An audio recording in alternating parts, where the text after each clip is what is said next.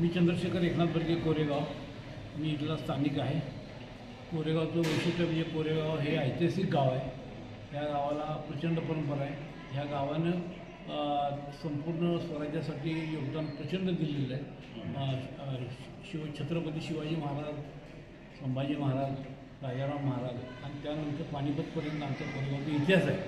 आणि ह्या कोरेगावातल्या बऱ्याचशा वास्तू आहेत त्या आत्ता आपणास बघितल्यानंतर गावात फिरताना दिसून येतील. काही खराब झालेल्या आहेत त्या दुरुस्त करणं पण गरजेचं आहे. पुरातत्व खात्याकडनं त्यातले काही महत्त्वाच्या गोष्टी डेव्हलप करणं गरजेचं आहे. कारण इतिहास हा जपला पाहिजे असं माझं मत आहे. आणि मी असं सांगू इच्छितो की कोरेगावचा इतिहास हा महाराष्ट्राचा इतिहास आहे, मराठ्यांचा इतिहास आहे आणि तो पुढे वाढावा, सगळ्यांना कळावा या दृष्टिकोनातून माझी कल्पना अशी आहे की पुरातत्व खात्याला ही कल्पना देऊन त्यातनं सरकारमार्फत काही दुरुस्त्या करता येतील का किंवा त्याचा इतिहास आपण पुढं मांडता येईल का आणि तो टिकवता येईल का एवढी माझी इच्छा आहे. कोरेगावमध्ये जर आज विधानसभा पूर्ण मतदारसंघाचा विचार केला तर कोरेगाव या शहरामध्ये सुद्धा पायाभूत सुविधांचं सगळ्यात जास्त काम कोरेगावमध्ये झालं. पायाभूत सुविधा होत असतानाच प्रशासनालाही जे काही कामकाजासाठी लागणाऱ्या सुविधा आहेत त्यामध्ये इमारत असेल, बगीचा असेल, या सगळ्यांची सुद्धा प्रचंड कामं कोरेगावमध्ये झालेली आहेत. विशेषतः कोरेगावमध्ये संपूर्ण कोरेगाव शहरामध्ये काँक्रिटीकरण ट्रिमिक्सचं काम झालेलं आहे. कोरेगावमध्ये पंचायत समितीची अद्ययावत इमारतीचं काम चालू आहे. त्याचबरोबर कोरेगावमध्ये आजच्या स्थितीला विश्रामगृहाचं काम एक मोठ्या प्रमाणात चालू आहे. कोरेगावच्या आझाद चौकासारख्या मुख्य ठिकाणी आज इमारतीचं काम भाजी मंडईसाठीचं चालू आहे, जिथं कमर्शियल कॉम्प्लेक्स वजा काम त्या ठिकाणी होणार आहे. त्यातनं कोरेगावच्या उत्पन्नात भर पडणार आहे. अशी कामं झालेली आहेत. त्याचबरोबर कोरेगावचे जे प्रशासकीय कार्यालय ती सगळी प्रशासकीय कार्यालय ही मॅफकोची जी जुनी महाराष्ट्र शासनाची जागा होती त्या ठिकाणी आत्ता हस्तांतरित करण्याकरता आणि ती नागरी सुविधा सर्व लोकांना एकाच छताखाली मिळावी याकरिता इथले विद्यमान आमदार जे महेशदादा शिंदे आहेत त्यांनी मोठं काम केलेलं आहे आणि त्या ठिकाणी एक इमारत चालू केलेली आहे. त्या ठिकाणी आत्ता जे काम चाललेलं आहे ते जर पूर्णत्वास गेलं तर एका छताखाली सर्व शासकीय कामं करता येणं लोकांना सहज शक्य होणार आहे. ही एक चांगली सुविधा कोरेगावमध्ये झालेली आहे. कोरेगावमध्ये सोलर दिव्यांचं काम झालेलं आहे, फुटपाथचे काम चांगल्या पद्धतीनं झालेलं आहे, पेवरिंगचं काम झालेलं आहे. त्याचबरोबर कोरेगाव शहरामध्ये केवळ फक्त एवढंच नाही तर नदी जी आहे कोरेगावची आमची ती स्वच्छ सुंदर व्हावी, तिथं वॉकिंग ट्रॅक व्हावा या दृष्टिकोनातून काम झालेलं आहे. कोरेगावचं जे स्टँड आहे जुना मोठा स्टँड, त्या जुना मोठा स्टँडवरती जे विद्यार्थी आहेत त्यांच्यासाठी वाचनालयाची सोय, अभ्यासिकेची सोय, अशा पद्धतीची सोय उत्तम प्रकारे ह्या शहरामध्ये झालेली आहे. तर आम्ही कोरेगावकर अत्यंत आनंदी आहोत की कोरेगावसारख्या शहरामध्ये मागच्या अनेक वर्षामध्ये जी कामं पायाभूत सुविधांच्या स्वरूपात आणि नागरी सुविधांच्या स्वरूपात होत नव्हती ती आता व्हायला लागलेली आहेत आणि त्याच्यामुळे आम्ही सर्वजण आनंदी आहोत आणि ह्या कामामुळे समाधानी सुद्धा. कोरेगाव शहर हे मूळ एक ग्रामीण विभाग होता. गेली 15 ते 20 वर्ष इथं DP प्लॅन मंजूर नसल्यामुळं आरक्षित पार्किंगसाठी जागा उपलब्ध होत नव्हती. पण विद्यमान आमदार महेशदादा शिंदे यांच्या माध्यमातून नुकताच आत्ता कोरेगाव शहराचा विकास आराखडा हा तयार झालेला आहे आणि त्यामध्ये पार्किंगसाठी आपलं प्रांत ऑफिस असेल किंवा आझाद चौकात असेल अशा विविध ठिकाणी पार्किंगची सुविधा जेणेकरून हे गाव पुढं जाऊन शहरीत विस्तीर्ण होईल आणि त्याच्यामुळं तो आपला जो प्लॅन आहे त्या प्लॅनमध्ये साहेबांनी ती सगळी सोय केलेली आहे आणि नक्कीच एकदा जो प्लॅन सगळा तयार झाल्यानंतर ह्या पार्किंगच्या सुविधा केल्या जातील. चॅनलने समस्या ज्या आता तुम्ही समस्या मांडलेल्या आहेत त्या समस्याचं लवकरच आम्ही आमदार महेशदादा शिंदे पंचायतीच्या माध्यमातून त्याचे निवारण करू. तसंच तुम्ही मांडलेली समस्या योग्य आहे पण त्याच्यावर आम्ही पर्यायसुद्धा काढलेला आहे. आता भाजी मंडई असेल, कोरेगाव शहराची भाजी मंडई आता 80% काम पूर्ण झालेलं आहे. त्यात एक पूर्ण फ्लोअर पार्किंगसाठी घेतलेला आहे आणि आत्ताच कोरेगाव शहराचा नवीन DP प्लॅन पहिल्यांदाच कोरेगाव शहराचा नवीन DP प्लॅन आमदार महेश शिंदे साहेबांच्या माध्यमातून नगरपंचायतीतून करण्यात आलेला आहे आणि तो करताना DP प्लॅन करताना या सर्व बाबींची पूर्तता लक्षात घेऊन पार्किंग असेल, रस्त्याची व्यवस्था असतील सगळं त्यात व्यवस्थित घेऊन ते पूर्णत्वास जाणार आहे. तसेच कोरेगाव शहरात आत्ता थोडंसं डेंग्यूचं असेल, अख्ख्या संपूर्ण महाराष्ट्रातच डेंग्यूचा प्रसार चालू आहे. त्याच पद्धतीने कोरेगाव शहरातसुद्धा, पण कोरेगाव शहरात आत्ता उपाययोजना म्हणून गेली 4 दिवस झाले 60 लोकांची टीम होम टू होम सर्वे करत आहे. तसंच फवारणी सगळ्या वार्ड प्रभागामध्ये चालू आहे. औषध फवारणी चालू आहे. तसेच नागरिकांना मी हातून विनंतीही करेन, कोरेगाव शहरातील नागरिकांनी हा जो डेंग्यूचा प्रादुर्भाव होत आहे तो घरातील स्वच्छ पाण्यातून होत आहे किंवा टेरेसवर साठलेल्या पाण्यातून होत आहे, त्यासाठी सुद्धा नगरपंचायतीस सहकार्य करावं. त्याच पद्धतीनं आत्ता कोरेगाव शहरात जवळजवळ 700 कोटीची विकास कामं होत आहे. विकास कामं होत असताना थोडासा त्राससुद्धा होणार आहे. आता रस्त्याची जवळजवळ 100 कोटीची कामं पूर्ण होत आहेत. तसेच 67 कोटीची नवीन नगरपंचायतीची पाणी पुरवठ्याची 24/7 योजना, त्याचं काम 40% चालू झालेलं आहे, 60% काम राहिलेलं आहे. तरी त्यातून रस्त्याच्या कामातून नागरिकांना थोडीशी अडचण होत आहे की पाण्याची पाईपलाईन तुटणे, पाण्याची अडचण. तर थोडे दिवस या समस्येला सामोरं गेल्यानंतर पूर्ण ह्या समस्यातून पूर्ण मुक्तता होणार आहे आणि कोरेगाव शहराला स्वच्छ आणि चांगले पाणी 24 तास पाणी मिळणार आहे. रस्तेसुद्धा तुम्ही बघितलं असेल, गेल्या 10 वर्षात कोरेगाव शहरातील रस्त्याची अवस्था तुम्ही नागरिक सांगू शकतो किंवा विकास कामाची पद्धत संपूर्ण पॅटर्नच विकासाचाच पॅटर्न झालेला आहे. तर कोरेगाव शहरात आत्तापर्यंत आता माझ्या घरातल्यांची माझी 4थी टर्म आहे. तर मी 3 टर्ममध्ये आहे ना, म्हणजे त्यातला 5% निधी कोरेगाव शहराला ह्या 15 वर्षात ते 20 वर्षात आला नाही. म्हणजे 95% जास्त निधी आत्ता त्याला आला आहे. जवळजवळ 700 कोटी म्हणजे लोकसंख्येच्या हिशोबाने केलं तर असा कुठल्याच शहरात एवढा प्रमाणात निधी उपलब्ध झाला नाही. त्यामुळे आमदार साहेबांची मी अभिनंदन करतो. पंढरपूर सातारा हा जो मार्ग तयार आहे त्यामुळे पुलांची कामं अजिबातच झालेली नाही. त्यामुळे सामान्य लोकांना खूपच अडचण होते. त्यात हे काम स्थानिक नेत्यांचं किंवा आमदारांचं नसून ते राज्य शासनाचं किंवा केंद्र शासनाचं असल्यामुळे जी कामं होत नाहीत. तर माझी अशी विनंती आहे आमदार महेशदादा शिंदेंना की आपण लोकांची गैरसोय टाळावी आणि हे काम लवकरात लवकर करून द्यावं. पाण्याचा गेल्या वर्षी सगळ्यात अवघड परिस्थिती म्हणजे दुष्काळी तालुक्यापेक्षा अवघड परिस्थिती कोरेगाव तालुक्याची झाली. कारण जी 2 धरणाची 5 रोटेशन फिरायला पाहिजे होती त्यापैकी एकच रोटेशन फक्त फिरलं दिवाळीपासून मे महिन्यापर्यंत. त्यामुळं कोरेगाव तालुक्याची इतकी अडचण झाली की अक्षरशः 4-4 एकर ऊस लोकांनी काढून टाकले शेतातले. ही सगळ्यात मोठी प्रशासनातली अडचण आहे. ही रस्ते, वीज, पाणी बिनी ही सगळं लोकांना मिळत असतं, सरकार ती काम करतंय. पण महत्त्वाच्या ज्या काही आहेत लोकांच्या संदर्भातली जी अडचण आहे ती सगळ्यात महत्त्वाची पाण्याची. 5-5, 6-6 दिवस अक्षरशः कोरेगावात प्यायला पाणी नव्हतं, का तर जॅकवेलला पाणी नव्हतं.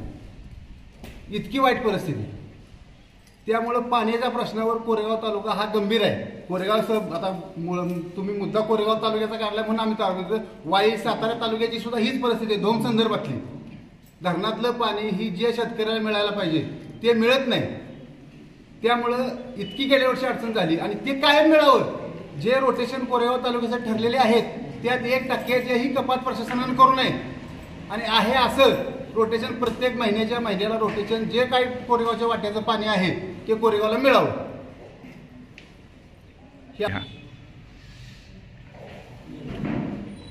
एखादी विकास कामं जी करायची चालली ती कोरेगाव शहराच्या दृष्टीने होती. पण ती करत असताना त्याचे काय दुष्परिणाम आहेत ते केल्यानंतर पूर परिस्थितीची काय परिस्थिती होईल, जे रस्ते केलेत, नाले केलेत त्याला भौगोलिक कुठलाही आधार नाही. आपलं करायचं फंड आला आहे तो टाकूया, हे करूया. आजच्या परिस्थिती काय झाली, तो कोरेगाव शहरामध्ये पाऊस झाला, कॉलेजमधलं पाणी जुना मोटर स्टँडवर आलं. कोरेगावचं मेन ठिकाण, त्याच्या मेन ठिकाणावर कोरेगाव कचेरी म्हणजे तिथं अख्ख्या तालुक्याचं रेकॉर्ड आहे. अख्खा तालुका तो पाण्याखाली गेला, म्हणजे तहसील कचेरी पाण्याखाली गेला. म्हणजे इतका बोंगळ कारभार ह्याच्यात नगरपंचायतीचा ह्या ठिकाणी चालू आहे. म्हणजे या समस्या. दुसरी गोष्ट, कोरेगाव नगरपंचायतीला जे 1995 साली जे काटापूरचं धरण मंजूर झालं त्यात 1 TMC पाणी हे कोरेगाव शहरासाठी राखीव ठेवण्यात आलं होतं. लोकप्रतिनिधीने ते काय दाखवलं गेलं की कोरेगाव शहराला पाण्याची मागणीच नाही, म्हणून ते पाणी दुसऱ्या भागाला खटाव असेल किंवा पाडळखोर असेल त्या भागाला ते पाणी वळवण्यात आलं. म्हणजे 1 TMC पाणी बाष्पीभवन आणि 1 TMC पाणी कोरेगावचं पाणी म्हणजे मागणी नसल्यामुळं ते पाणी नाही. भविष्यात जर 24/12ची 24/7ची जर योजना झाली तर खटावला पाणी आणि कोरेगावला पाणी हा संघर्ष इथं निर्माण होणार आहे. आणि दुसरी गोष्ट आमचं एक म्हणणं आहे की बाबा 35 लाख रुपये नगरपंचायतीने तिथं दिले, त्या आता परवा त्या ह्याला खर्च केला. मग काही 2 गुंठ जागा दिल्यानंतर त्याचा नगरपंचायतीनं कुणा ह्यांनी एवढाही पण करू नये. आज कोरेगावमध्ये कॉलेजला ह्याला काही जमीन दिल्या ती गेल्या त्याचाही नाही. आमचं म्हणणं काय आहे की त्या 2 गुंठ्याचे सुद्धा पैसे स्थानिकांनी आम्ही त्याचे पेड करतो, कुणाचेही आमच्या तिथे उपकार नको. मूळ निघतो कुठून तर 1995 साली युती शासन सत्तेवर आल्यानंतर कृष्णा खोरे विकास महामंडळाअंतर्गत गावाला पाणी मिळावं, कुठलंही गाव पाण्यापासून वंचित राहू नये या उदात्त हेतूतून हिंदू हृदय सम्राट शिवसेना प्रमुख बाळासाहेब ठाकरे यांनी कृष्णा खोरे विकास महामंडळाअंतर्गत जे गटापूर बंधारा व त्यातून मान खटावला पाणी देण्यासाठी नियोजन केलेले. पण त्या लवादात असं नाही की दक्षिण भाग हा त्याचं वाळवंट करायचं आणि पूर्व भागाला पाणी द्यायचं, हा प्रश्नच नाही. मुळात हा विषय काय आहे की जर कोरेगाव हे पाणी जे त्यांनी न्यायचे हे 4 महिन्यातच न्यायचे, पावसाळ्याचे जे 4 महिने आहेत त्या 4 महिन्यात पाणी न्यायचे. आत्ता पाणी न्यायला कोणाची अडचण नाही. अशा पावसाळी परिस्थिती आहे त्यावेळी त्यांना पाणी न्यायला मुळीच हरकत नाही. खटाव तालुका काय दुसऱ्या राज्यात होतो असा विषय मुळीच नाही. खटाव तालुक्यात सुद्धा पाणी गेलं पाहिजे, पण कुठलं गेलं पाहिजे? पुराचं ऍक्सेस झालेलं जे पाणी आहे ते गेलं पाहिजे. आणि नळ पाणी योजनेचा जर कोरेगावचा विषय धरला तर 1999 साली कोरेगावात जीवन प्राधिकरणाची योजना चालू झाली. 2031 सालापर्यंत आणि 50,000 लोकसंख्येला पुरल ह्या नियोजनानं ती योजना जीवन प्राधिकरणाची योजना तयार झालेली. गजाभाऊ बर्गे त्यावेळी सदस्य होते, त्यावेळी भाऊ अशीच योजना आहे ना, ती 50,000 जनतेला पुरेल आणि 2031 सालापर्यंत चालेल ह्या प्रकारची योजना आहे ती. हा नुसता भाव करण्यात आलेला आहे. ही योजना ती योजना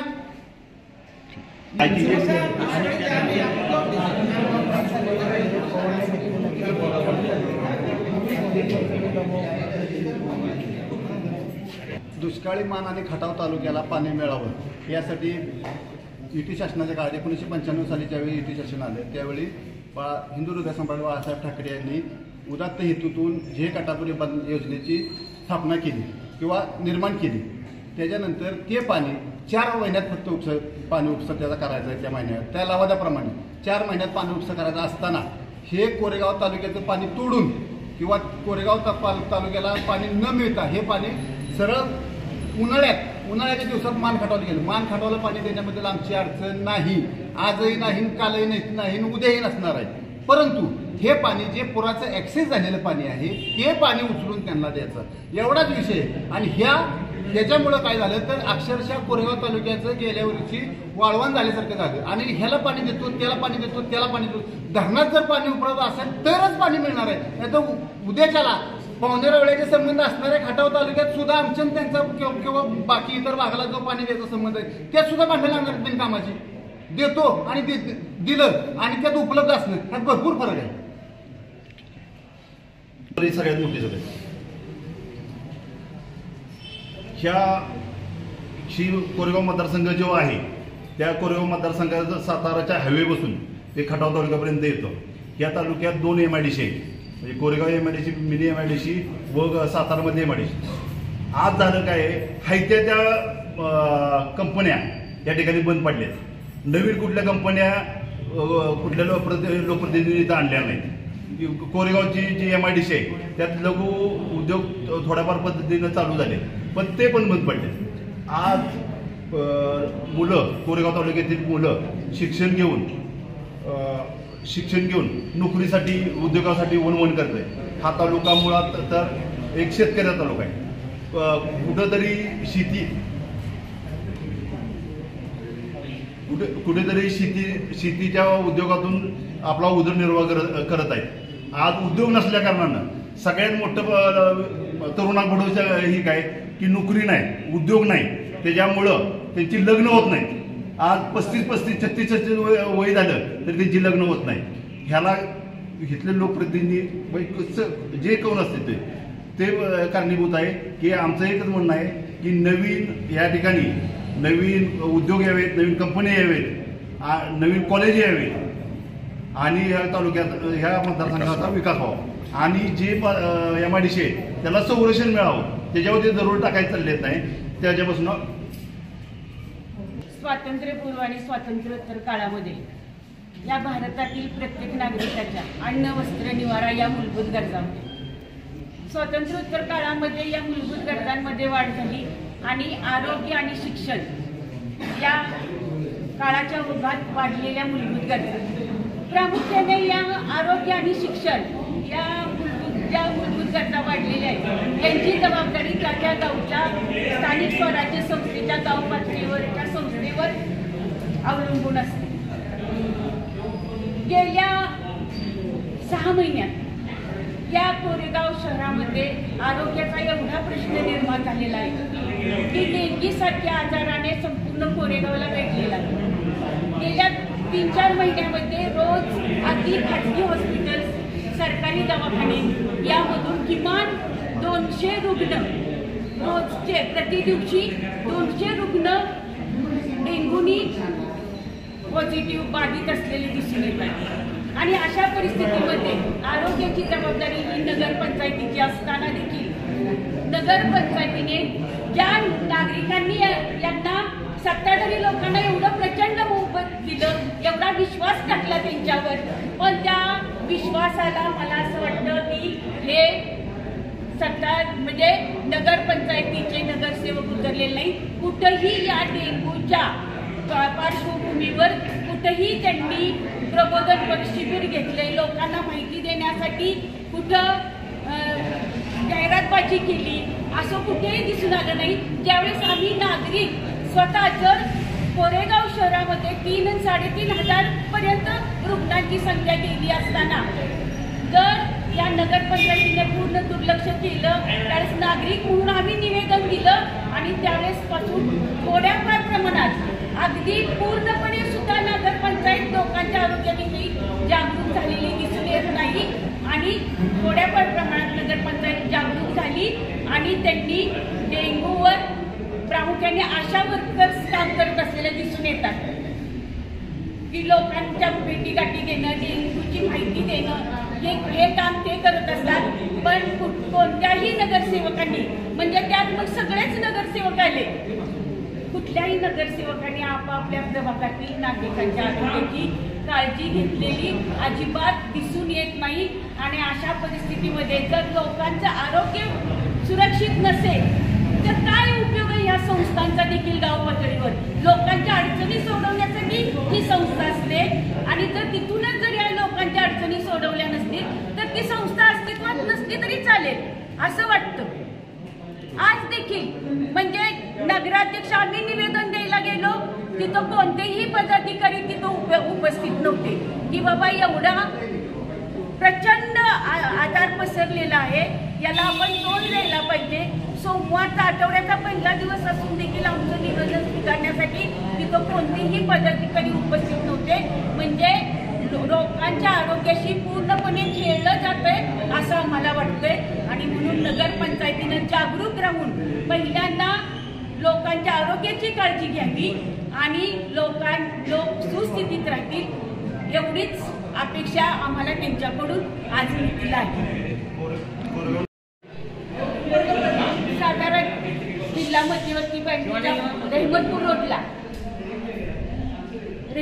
रोडला सातारा जिल्हा मध्यवर्ती बँकेच्या पाठीमागे की जिथं पूजा नर्सिंग होम हे मॅटर्निटी होम आहे, जिथं डेली रोज स्त्रियांची डिलिव्हरी होते, रोज नवीन बाळ जन्माला येतात आणि अशा परिस्थितीमध्ये त्या नवजात बालकांच्या आरोग्याच्या दृष्टीनं त्या पूजा नर्सिंग होमच्या समोर जे पाण्याचं तळं निर्माण झालेलं आहे त्या तळ्याकडं कुणाचंही लक्ष नाही. त्या पाण्याचा निचरा होणार, त्याला प्रवाह निर्माण करणं, प्रवाहित करणं ही देखील नगरपंचायतीची जबाबदारी आहे. नाहीतर त्या नवजात बालकांना त्याचा त्रास आहे. नमस्ते, मी प्रीतम आनंदराव बर्गे. आज कोरेगाव नगरपंचायतीमध्ये 2022 रोजी जे नगरपंचायतीचं इलेक्शन झालं त्यामध्ये 3 नगरसेवक राष्ट्रवादीचे आणि 14 नगरसेवक विरोधातले निवडून आल्यानंतर आम्ही 2.5 वर्षामध्ये 3 नगरसेवकांनी कोरेगाव नगरपंचायतीमध्ये सखोलपणे ज्या त्यावेळेस अर्ज दाखल केले माहितीच्या आधारे, त्या माहितीच्या आधारे ज्या अर्ज केले ते मुख्य अधिकारी आणि नगराध्यक्ष यांनी आम्हाला कुठल्याही पद्धतीची माहिती आज अखेर दिली नाही. कोरेगावमध्ये 550 कोटीची जी कामं झाली त्याच्याविषयी, ठेव रकमेविषयी किंवा इतर काय टेंडर कोणी घेतले याच्याविषयी आमचे अर्ज आज अखेर सुद्धा पेंडिंग आहेत. जर जनतेतनं निवडून येणारा नगरसेवक आणि तिथल्या लोकांचा आशीर्वाद घेऊन येणारा तो त्या नगरपंचायतीमध्ये काम पाहतो आणि त्याला जर ह्या पद्धतीनं वागणूक भेटत असेल त्या सत्ताधाऱ्याकडून, तर सर्वसामान्य जनतेला केव्हाही न्याय भेटणार नाही. कोरेगावच्या विषय 2 की कोरेगावमध्ये जर आमचे जर अर्ज निकालात निघत नसतील तर त्या ठिकाणी 2000 अर्ज आले असा माझा दावा आहे 2.5 वर्षामध्ये. त्यातले नगराध्यक्षांनी किंवा शिव मॅडमने, मुख्याधिकाऱ्यांनी किती निकालात काढले असा प्रीतम बर्गेचा अर्ज आहे. त्याचं उत्तर द्यावं आणि त्याच्यानंतर मी त्यांचं उत्तर देऊ की तुम्ही कोरेगावच्या जनतेला किती आजपर्यंत न्याय दिला. नगरसेवक वार्ड क्रमांक 10 हेमंत आनंदराव बर्गे. आज 2022 मी नगरसेवक पदावर बसल्यानंतर नगरपंचायतमध्ये आम्ही वारंवार कामासंदर्भात लेखी अर्ज दिलेले आहेत. आज खऱ्या अर्थानं सांगायचं झालं तर आमचा प्रभाग हा मागासवर्गीय 80% लोकसंख्येचा प्रभाग आहे आणि गेले 20 वर्षानंतर आज ओपन आरक्षण पडल्यानंतर आज आम्ही उत्साहानं तिथं मतदारांपाशी जाऊन आव्हान करून बाबा आम्ही इच्छुकपणे काम करू, बाबा विकास वार्डाचा करू, अशा पद्धतीनं आम्हाला लोकांनी एक बाबा पाठबळ देऊन तिथं विजयाच्या घोषेत आम्ही तिथं निवडून आलो. असं खरं पाहता तर 80% लोकसंख्या मागासवर्गीय असून आज कोरेगावमध्ये वर्षाला 4 कोटी रुपये निधी येतो मागासवर्गीय. तर आज 2 वर्षामध्ये आमच्या प्रभागामध्ये 1ही रुपये निधी टाकलेला गेला नाही. आज कोरेगावमध्ये 17 प्रभाग असून सकाळ 17 प्रभागामध्ये 3 प्रभागामध्ये आमच्या 1ही रुपयाचा निधी टाकला नाही आणि आम्ही कागदोपत्री मागून सकाळ आम्हाला त्यांनी विकासापासून वंचित ठेवलं. दुसरी गोष्ट, आम्हाला शशिकांत शिंदे साहेबांच्या माध्यमातून 2 कोटी रुपये निधी मिळाला होता. तो 2 कोटी रुपये निधी मिळून सकाळ आज आम्हाला ह्या 14 नगरसेवकांनी नगरपंचायतमधून ठराव दिला नाही. आज आमचे लाखो रुपये नगरपंचायतमध्ये असे पडलेले आहेत. निवड ठराव वाचून आणि आमच्या कामाला पूर्ण विरोध आहे. आम्ही त्या GBCच्या मीटिंगमध्ये बोललो की आम्हाला तुम्ही ठराव का देऊ शकत नाही, तर सीओनी म्हणायचं माझ्या हातात नाही. नगराध्यक्षांना विचारलं आणि तुम्ही का देऊ शकत नाही, तर त्यांनी म्हणायचं माझ्या हातात नाही. मग हाय कुणाच्या हातात? अशा पद्धतीनं जर तुम्ही राजकारण करत असाल तर कोरेगावच्या जनतेला सगळं समजतंय तुम्ही कशा पद्धतीनं राजकारण करता येते. दुसरी गोष्ट, कोरेगावमध्ये आज एवढा रस्त्याच्या विकास कामं चालू आहेत. आज त्या विकास कामाबरोबर कुठंही तुम्हाला म्हणतो त्या नगरपालिकेचा इंजिनियर नाही किंवा पाणी साठलंय कुठं, ते पाणी निघणार आहे कुठं. मेन रोडच्या गटाराचा प्रश्न आहे. आज सातारला जाणारा स्टॉप जुन्या नवीन पोस्टासमोर आहे आझाद चौकामध्ये, तिथं तुम्हाला म्हणतो लोकांना उभं राहता येत नाही. जाणाऱ्या गाडीचं पाणी लोकांच्या अंगावर उडतंय. मी तहसीलदारांना प्रांतसाहेबांनाही कळवलं की साहेब तिथं लोकांना त्रास होतोय, तो कोण ठेकेदार आहे मेगा इंजिनिअरिंगवाला, त्याला नोटीस काढा. स्टॉपच्या समोर पाणी साठतंय ते सकाळ आजपर्यंत काढता आलं नाही. लोकांची तिथं तुम्हाला म्हणतो आतोना दहिना होती, पोस्टात जाताना त्रास होतोय, रस्त्यानं चालणाऱ्या माणसाला त्रास होतोय आणि मेन रोडच्या गटाराची पाण्याची व्यवस्था केली नाही. कोरेगावमध्ये किती नवीन रस्ते बनवले, एकही ठिकाणी त्यांनी पाण्याची व्यवस्था केली नाही. दुसरी गोष्ट, नगरपंचायतच्या पाईपलाईन आहेत जुन्या, आता ह्या 67 कोटीची योजना आणली. ह्या योजनेची तुम्हाला म्हणतो आणल्यानंतर कोरेगावमध्ये रस्ते चालल्यात बाबा, त्या रस्त्याच्या तिथं आडवी क्रॉसिंगची पाईप टाकायची असती, ते सकाळ त्यांनी व्यवस्थित अजूनपर्यंत टाकली नाही. उद्या या रस्त्याची चाळण करणार काही 67 कोटी आणायचे. अशा पद्धतीने सगळं कामकाज चाललंय. गलत सगळं कामकाज चालले आणि नगरपंचायतमध्ये कर्मचाऱ्याचे 10 महिने पगार नाहीत. निव्वळ नगरपंचायत भिकारी करून टाकली. TS साठी 2-2% पैसे खर्च करायचे आणि कर्मचारी पगार नाहीत. आज 2 वर्ष झाला आम्ही म्हणतो आमच्या प्रभागामध्ये विद्युत रोषणाई नाही. आम्ही किती वेळा वारंवार प्रयत्न केलेत की साहेब आम्हाला तुम्हाला म्हणतो लाईटची व्यवस्था द्या. आज लोक आरोग्य कर भरतात, विद्युत कर भरतात, सगळ्या बाजूनं कर भरत असताना सगळ्या लोकांना त्या नगरपंचायतमधून मूलभूत गोष्टी मिळत नाही की अशा पद्धतीनं कामकाज चाललेलं आहे. त्या कामासंदर्भात आमचा धिक्कार म्हणजे काय जाहीर निषेध आहे.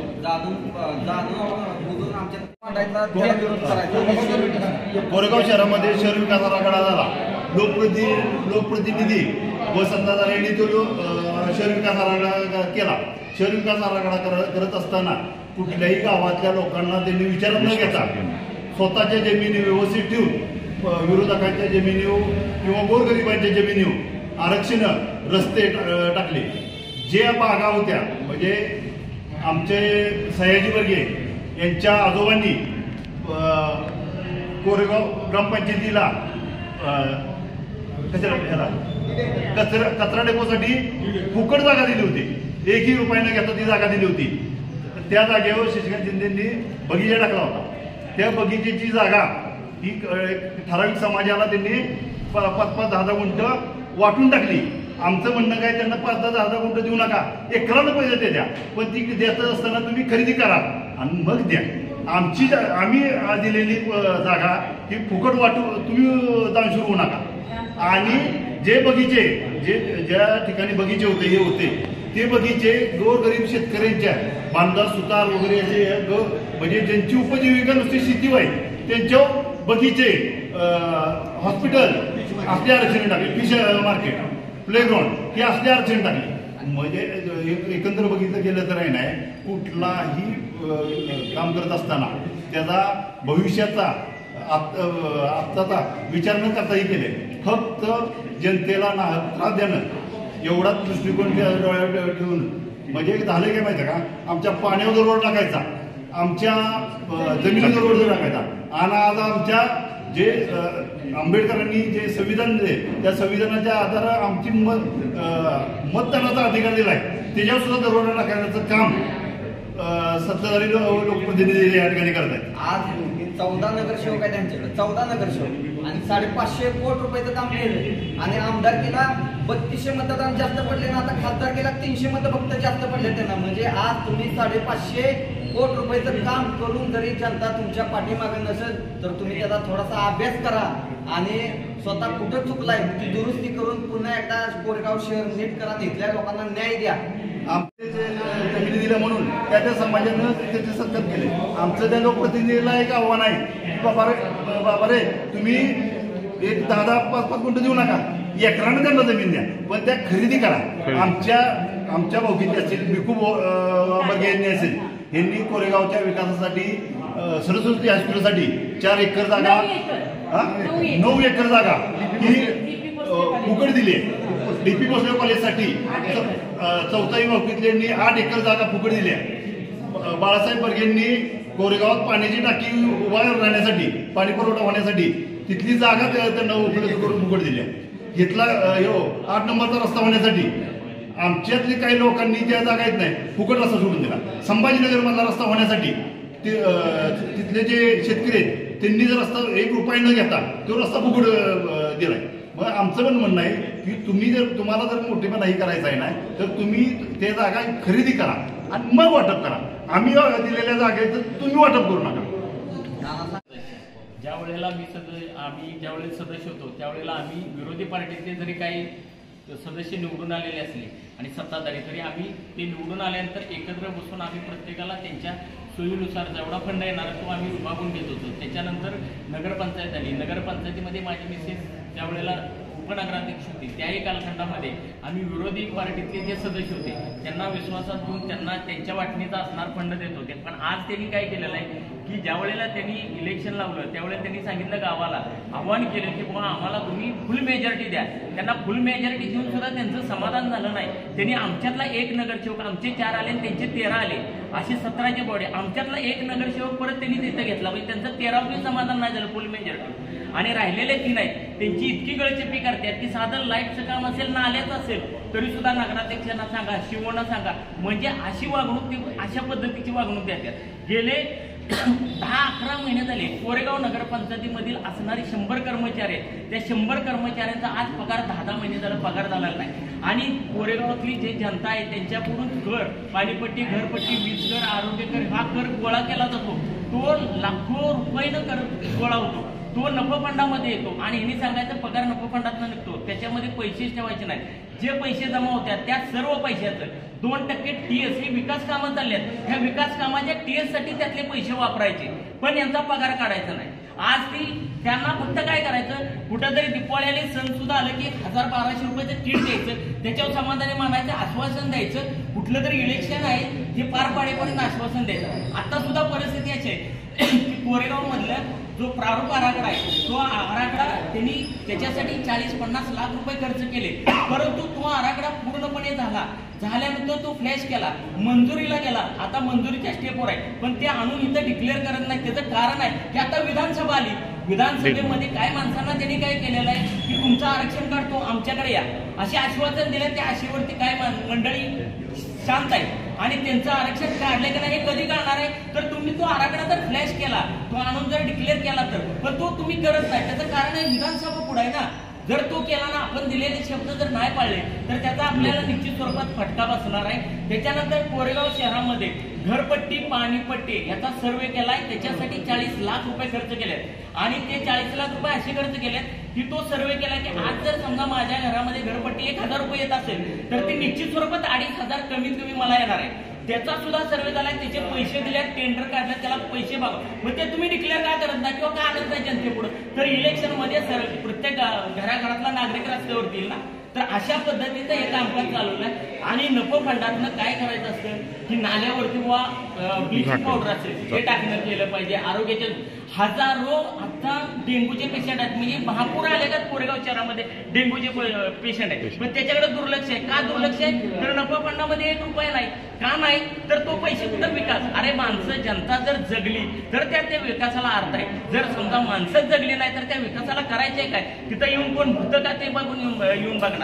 तर अशा पद्धतीची वागणूक न देता त्यांनी कामकाज करताना हे गाव, हे नागरिक, ही जनता, इथले असणारे कर्मचारी हे आपले अशा पद्धतीची त्यांनी वागणूक द्यावी. सत्ताधाऱ्यांनी सत्ता येते जाती राहती अशी वागणूक देऊ नये. शिवसेनेचा माजी उपजिल्हाप्रमुख दत्ताजी रोहबरी आणि तुमची टीम आल्याबद्दल मी सर्वांना पहिला तुम्हाला धन्यवाद देतो की कोरेगाव शहर, कोरेगावच्या तालुक्यामध्ये असणाऱ्या ज्या अडचणीच्या संबंधित पहिल्यांदा ह्या कोरेगाव शहरामध्ये, कोरेगाव तालुक्यामध्ये कारखानदारी उभी राहिली पाहिजे. या शासनानं कारखानदारी उभी राहिली तर सुशिक्षित बेकार जी मुलं आहेत त्यांच्या हाताला काम मिळालं पाहिजे. ही खऱ्या अर्थानं या तालुक्याची कोरेगाव शहर आहे. ज्या पद्धतीत कोरेगाव आज या जिल्ह्यामध्ये तालुक्याचे ठिकाणे अनेक वाढलेले आहेत, पण तो कोरेगाव शहर हे वाढलेलं नाही. तिथं बाहेरचं कारखानदारी नाही, काय नाही, कारखान्यापासून वंचित आहे. केलं ती ठाकरे साहेबांनी केलं. उद्धव बाळासाहेब ठाकरेंनी या कोरेगाव तालुक्यामध्ये जर्डोशीर सहकारी कारखाना असू द्या ठाकरेंनी केला. पाण्याची टाकी जे 1995ला आज कोरेगाव पाणी पितंय त्यामध्ये दुसरी टाकी झालेली साहेब नाही. फक्त उद्धव बाळासाहेब ठाकरे महाराष्ट्राचे मुख्यमंत्री मनोहर जोशी असताना 5.5 कोटीची योजना आणली. आज कोरेगाव पाणी पितंय, वेळेत पाणी मिळत नाही. ते त्याचं कारण टाकी तेवढीच, इथं परिसर वाढलेला आहे. परंतु कोरेगाव तालुक्यामध्ये असणारं जे कटापूर्व योजना असू द्या, वसना वागणं असू द्या, हे सगळे प्रश्न 1995ला उद्धव बाळासाहेब ठाकरे, शिवसेना प्रमुख बाळासाहेब ठाकरेंच्या आशीर्वादाने हे प्रश्न तालुक्यामध्ये विकास झालेला आहे. आणि विकासापासून वंचित कोरेगाव शहर आहे, तर ह्या शासनाच्या माध्यमातून कारखानदारी उभी राहिली पाहिजे, या तरुणांना हाताला रोजगार मिळाले पाहिजे, असे ग्रामस्थ म्हणून माझी भूमिका आहे. आणि माझी मुलाखत घेतल्याबद्दल मी तुमचे धन्यवाद देतो.